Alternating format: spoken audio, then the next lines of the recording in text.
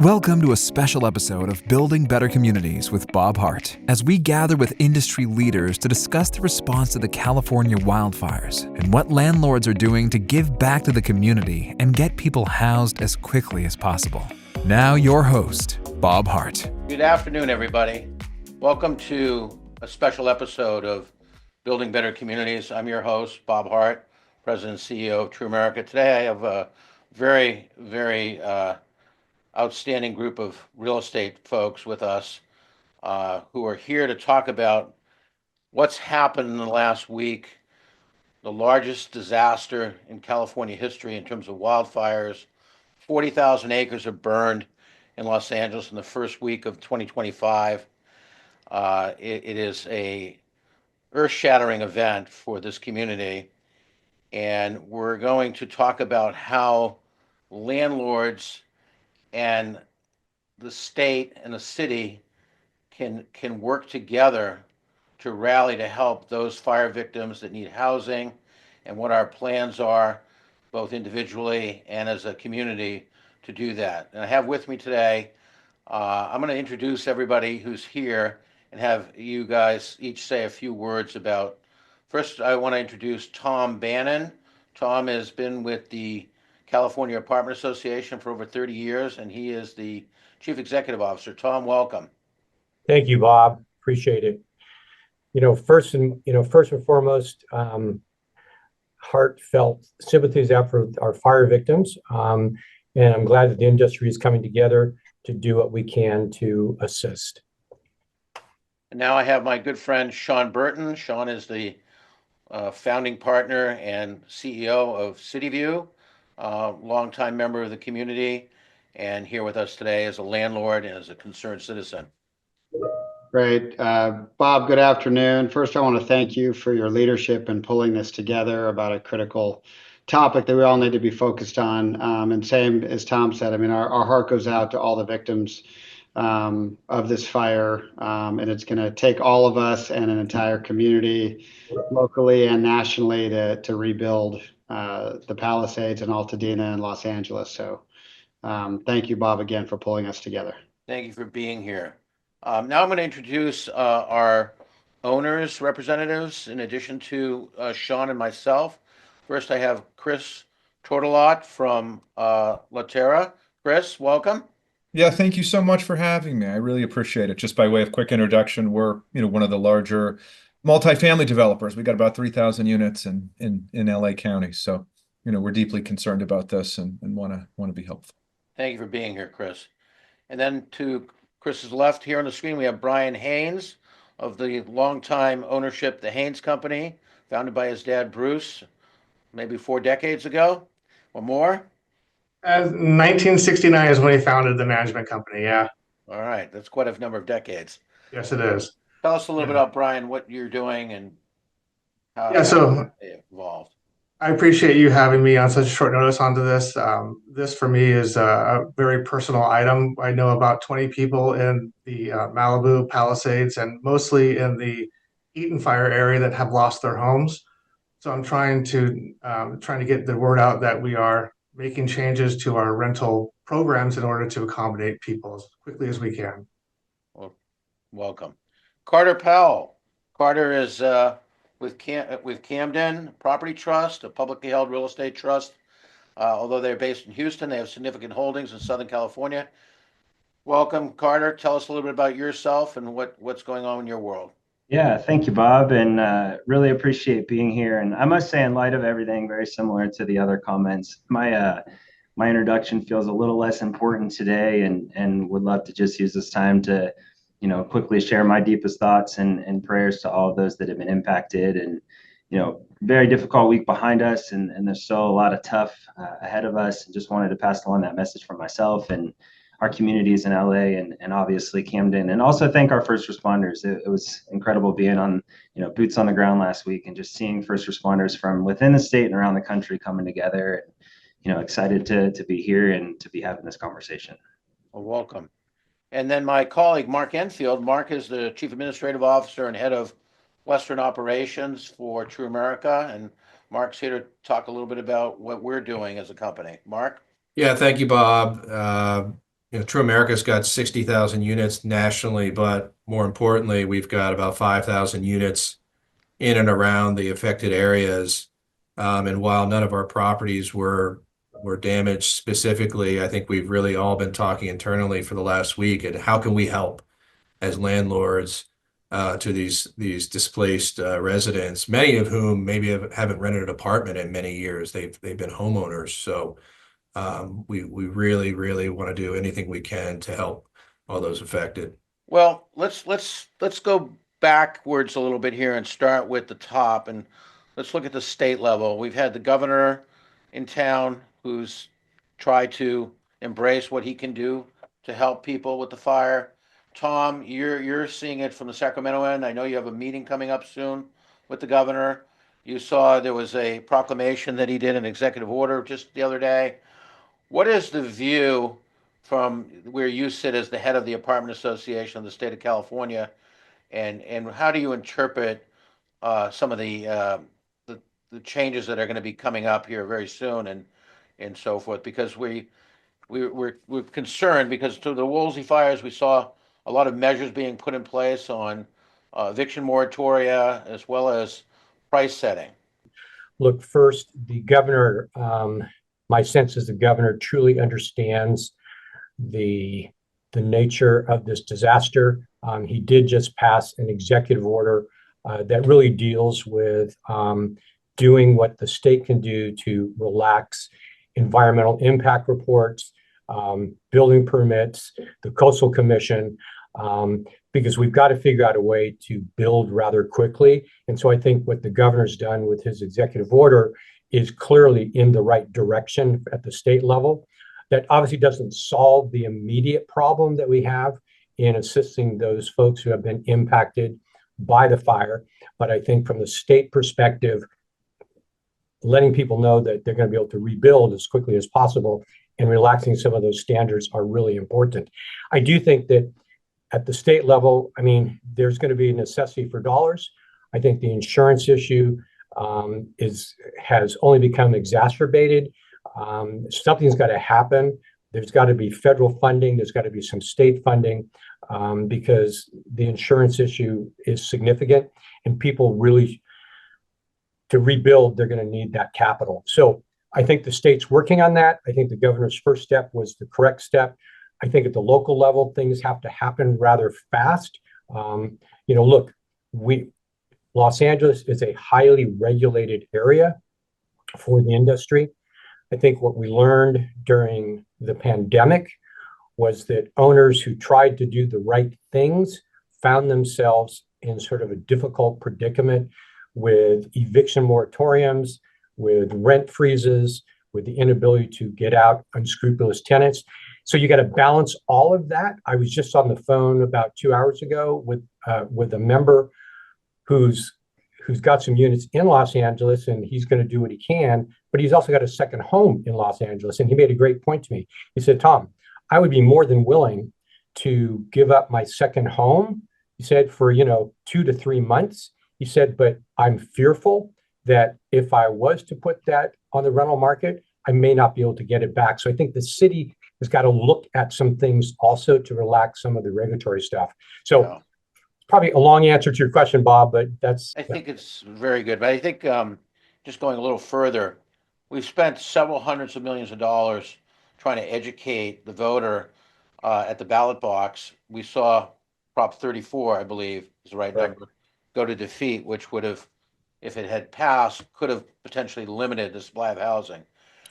We saw a brush being painted that landlords were kind of the pariahs, not the people providing the housing, but the people just looking for higher rents.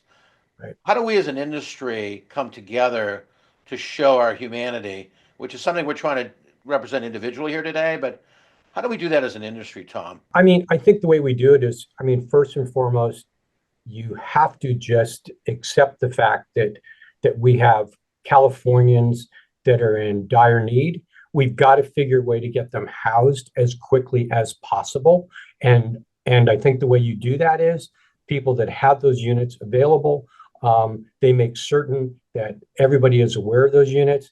I know that there are some owners who are basically relaxing application fees, they're relaxing security deposits and things of that nature. That's what people have to do as quickly as possible. And I know your company is doing that. I think that everybody here is doing that. And we just need to spread that word. I'm going to bring it down to the local level. Sean, you've been very involved in mayoral politics here, supporting candidates over the years and being involved yourself. I know as an airport commissioner, you're a longtime resident of the city. What's next? What do we see that the mayor's office is going to do to kind of clear the way here? What do you see ahead of us, Sean? So first and foremost, I would say, the scope of what has happened is almost unimaginable. Bob, we've been hearing about the Bel Air fire of 1961, which is the greatest wildfire we ever had in the city, and changed a lot of things about fire codes and other things. And People forgot about that. That was a long time ago. Right, in 1961, major disaster. So there was 486 homes lost in that. Right, there's now over 12,000. So the scope of this is beyond anything that's ever happened. And the rebuild and the recovery are going to be the most kind of massive thing we've ever done. It kind of dwarfs what happened during the Northridge earthquake, which was the last kind of terrible disaster that we had. So we're going to need some sort of kind of central task force or kind of rebuilding organization that's going to be able to manage all the different aspects of it. Because we've talked a little bit about housing, right, which is housing and shelter and how critical it is to rebuild all of these homes. But you also have infrastructure. These communities don't have power now. You have to clean the roads. You have to clean up all of the toxic debris. Small businesses, hundreds of small businesses have gone out of business now and lost everything they have. And how do you get them back on their feet and serving the community? How about the property tax impact, Sean, from decline in value? Yeah, the decline of value and people that are going to leave. That's going to be a huge hit to a budget that was already strained, right, and facing real challenges. You have, social issues, right? School, right? All of these kids now that are now going back online. I just ran into someone downstairs. I was coming back here who just lost their entire house, and they were here at the mall because they didn't have any clothes and they need to buy clothes. And they were saying, now my kid who's a senior in high school needs to spend his senior year online again, right? And all of the issues that happen with that. So the scope of what needs to happen is immense, and it's really going to take kind of an all hands on deck effort from the business community, the real estate community, local, state, and federal officials, nonprofits, religious organizations, and you're going to need a kind of a coordinating, convening organization that's going to help channel all this and make sure this turns into action and just doesn't become a lot of press conferences and press releases. So that's what it's going to take, I think, to even begin to get us back on the right track. Yeah, and really get out of the blame game. We're going to need the support of the federal government here. We can't be writing off 40 million U.S. citizens in the state of California for political reasons.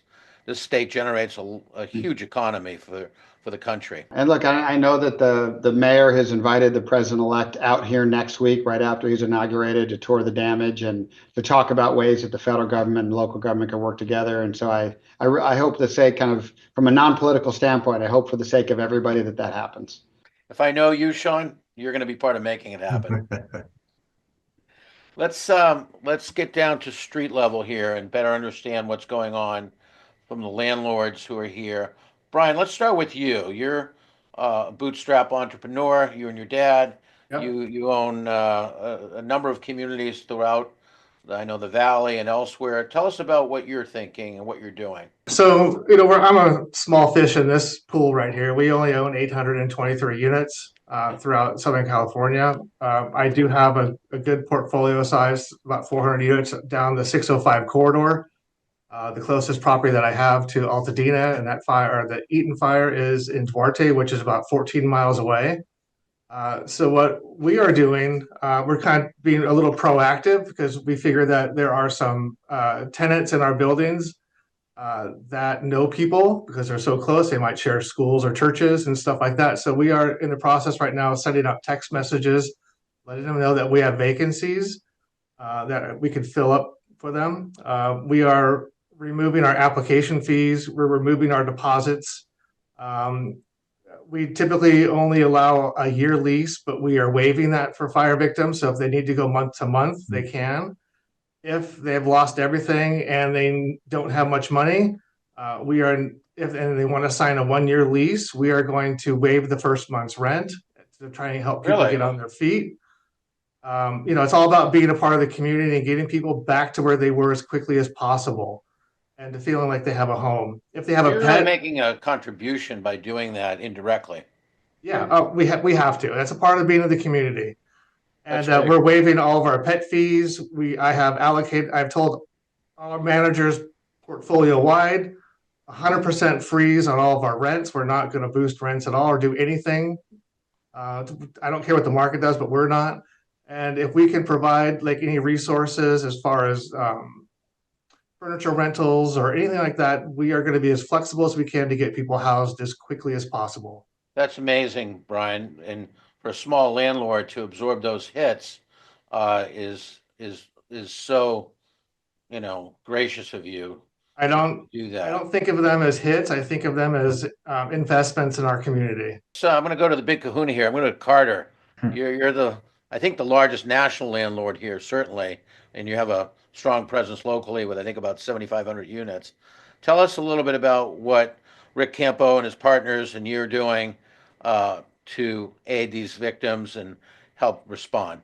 So, in an effort to not repeat, everything that Bryan just shared, I would love to rewind just a little bit if we could, and just go back to last week, Monday, Tuesday, kind of Wednesday of last week when this was all unfolding. And, I had the opportunity to be out with our LA teams. And first and foremost for us, it was just the health and safety of our residents, health and safety of our team members, and then trying to figure out how we could be the best neighbors that we can be within the community. And similar to Bryan, in terms of proximity to the fires, the Eden fire, we have a Glendale property that's about 10 to 12 miles from the border of the evacuation warnings.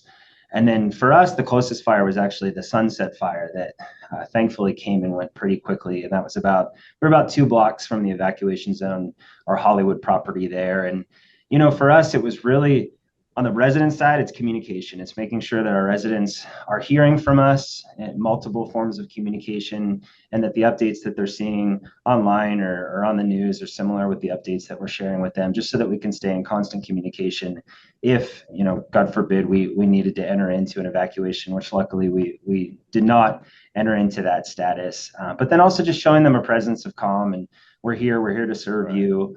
And then the team member side as well. We have a lot of team members that obviously work at our communities, but they also live at our communities as well, and making sure that they're accommodated and that their families are taken care of. So that's the resident and the team member side. And then simultaneously, we're working through a lot of what Bryan just spoke to, which is how do we play a bigger role in the community, even if we're 10, 12, 15 miles from these fires. And we only have 2 properties in the downtown LA kind of proximity to the fires. It's about 594 units, but we're a big part of the community, and we want to make sure that regardless of proximity, that we're playing the role that's true to our culture. We're playing the role that's true to us as people. And you saw that spin up so quickly. It wasn't just local leadership, but it was leadership from our corporate office in Houston. It was messaging from our executives, and then everyone's pitching in, and it's a lot of the same as Bryan shared. It's freezing rents very early in the process to ensure that those impacted and those families looking for housing can come in and know that they're getting the best price for an apartment home. It's waiving application fees. It's waiving pet deposits. Also for us, it's offering a variety of lease terms. Obviously, these families and individuals that are impacted, there's a lot of uncertainty that they're facing and a lot of question marks that they have as they enter into this phase. And we want to be flexible. So offering short-term leases all the way up through our max of kind of a 15-month lease, and making sure that all of those lease terms are flexible and that the best price is attached to them. Again, to make it as appealing as possible, and just to be a good neighbor in the community. And then one other thing I'll quickly mention is on the Camden Cares side. So, for us, we love to give back to the national community as well. And, one of the things that we did is very quickly pulled all of our California communities together, and really the West Coast communities from Colorado west. And we started just collecting essential needs, anything from food to blankets to face masks and first aid kits and anything that we can, just to continue to kind of pour it into the greater community and help where we can. So that's really been our focus, and it's amazing. It's hard to believe that it really hasn't even been a full week, And, our focus is how can we play the biggest role possible in the community while continuing to serve the residents that currently live in our community. Carter, your company's doing an amazing job. You're a national landlord, but you care about the local community, and you're certainly exemplifying what building a better community is all about. So we Thank you. appreciate that. Mark, why don't you talk a little bit about what TruAmerica is doing and how we're responding? Sure. I mean, I think you're going to hear a consistent theme, at least with the landlords on this panel, about what we're doing on, waiving fees, reducing or waiving deposits. Really what we're trying to do is reduce the moving costs for folks who may be really stretched thin right now, including when they come to the property, provide them with a move-in package with just essential household goods. I mean, they lost everything. So we have a couple of colleagues, including one of my colleagues who lost his home in Altadena, who runs our California portfolio. And he said, I had a to-go bag. I just didn't think it was going to hit my house. And so I have these clothes and nothing else. So it's, what we've conveyed to our on-site teams is how can we be helpful? Everybody's situation is going to be different. Obviously, the financial aspect is important, but how can we be helpful with, as Bryan alluded to, helping them rent furniture? We even have some furnished model units that we would offer for rent. Flexible leasing is critical. Folks that don't have any children in school are in a very different situation than as Sean mentioned. You have 2 elementary school age kids, and they're going to have to do remote schooling now. Did you lose your laptop? Do you need Wi-Fi to sit in our business center? People haven't rented, a lot of these homeowners haven't rented anything in a long time, so they don't really know the amenities that are available in some of these properties. So it's really about educating these people who are displaced that are really not, their mind might not be there. It's just about survival at this point, about where are they going to put a roof over their heads for both the short term and the long term. Chris, let me turn to you. You're an entrepreneurial landlord. You're a developer. You've also been involved with large companies like PGIM, I believe. Yep. Tell us a little bit about the perspective of Terra and what you're thinking about in terms of both existing properties and future development. Yeah, I mean, just to echo the thoughts, it's really been unimaginable. When you think about the economic loss, every time I hear a number, it just keeps getting higher and higher. It's, approaching 100 billion, I've heard most recently on the economic loss side of it. And, there are thousands and thousands of homes, right, that have burned down. And these are in the communities like the Palisades and Malibu and Hollywood and Altadena, where average home values are $2 million, but there are also people across all socioeconomic classes, right? Nurses, teachers, small business owners. So there's going to be a big need for housing everywhere, and we want to be helpful. We're not going to be price gouging. We have properties in Santa Monica, Mar Vista, Burbank, West Hollywood, Los Feliz, all over greater LA. And one idea we have currently, we've got some vacancies, and what we want to do at certain properties is give folks who've lost everything, who've lost their homes, give them a place to live, at a very low cost, maybe even as low as $1 rent, right, for a short period of time, to allow them to work with insurance and get back on their feet and find something. So bridging. What's that? Bridging them. Yeah, bridging them, until they can find something on a more permanent basis, because they got to look and see what they can come up with and work with insurance, and that's not an easy thing. That's going to take time and energy, and it's a fight with insurance oftentimes. So so that's something we're working on. The no application fees is a great idea, and security deposits, that's a great idea. So we want to be as helpful as we can. We're not an opportunist. We want to be helpful in the community, and on a personal level, and some of the employees here at Terra, we're also thinking about how can we help individual people. It's overwhelming when you think about all the people who have been impacted. But if you can just do for one person what you wish you could do for everybody, that can go a long way too, right? So finding that family, that single mother, with a son, and actually helping them, find a specific place to go, is also can be helpful. We're trying to do that. It's one less family that puts a strain on overall system. That's amazing. Yep. Yep. Sean, you have a portfolio of, I think, over 5,000 units locally, both existing properties you've developed. You have large institutional investors that need to stay on board with you with everything you have going. What's Cityview thinking in terms of day to day now? I mean, very similar to what's been talked about here, right? How can we make it as easy as possible for victims of this fire to get in our unit? So we're doing all the same things talked about here. One additional thing we've done is our apartments are unfurnished generally, but we've talked to local furniture rental companies about a program where we can cycle furniture in very quickly so people can have a bed and a couch and some of the basics into the unit. So that's something else that we're focused on. And we've found, we do have investors and national, international investors that own these projects with us. And, we've been communicating with them since Wednesday of last week, really Tuesday night of last week, and have found them really across the board to be very supportive of people saying, do the right thing, figure out how to help people, keep us in the loop. And so we've been doing daily written communications with them just to be very transparent about what we're doing. But we've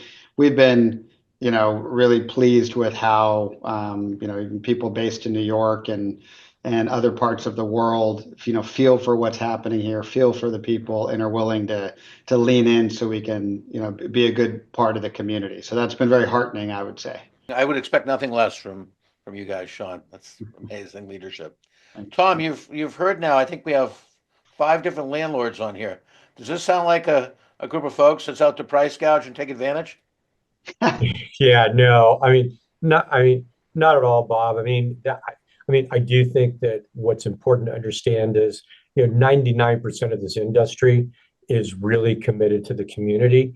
Yeah, you're going to have those 1% or maybe less than 1% of folks who take advantage.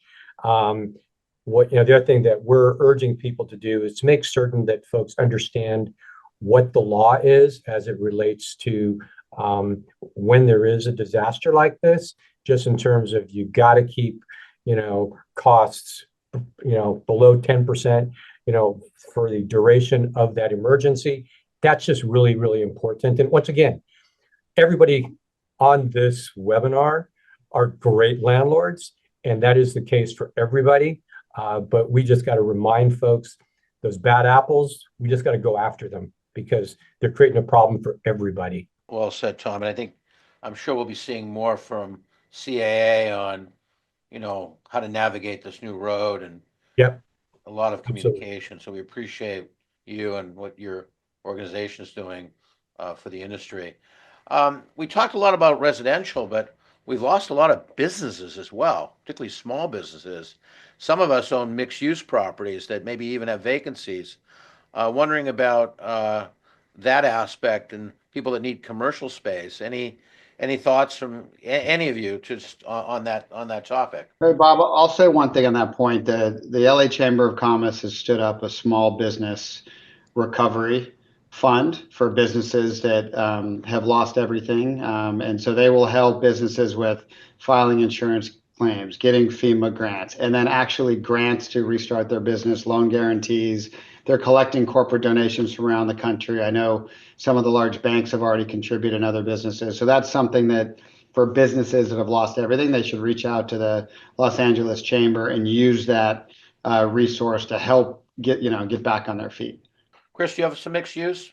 Yeah, we do. I mean, we've got quite a bit of ground floor retail, below our apartments.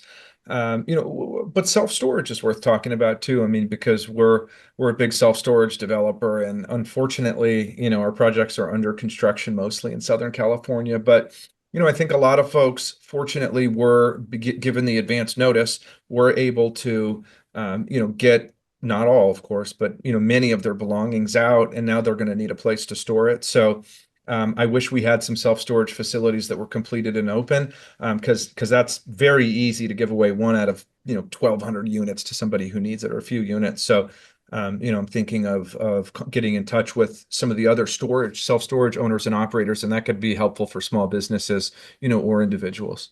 That's an excellent idea. Well, I appreciate everybody taking the time to jump on this special edition of Building Better Communities. I think you can see that this group of landlords and its industry advocate, Tom Bannon, who's here with us today, all want to take the most steps they can to help those in need in Los Angeles as a result of these two unbelievable fires, the Palisades fire and the Eaton fire, and anything else that can be done to smooth it out. So that's what we have for today. We hope everybody stays safe. We hope their friends, their employees, their family members are all taken care of, and we're here to serve. So thank you very much. Good luck with everything, everybody. Thank you. Thank you. Thank you, Bob.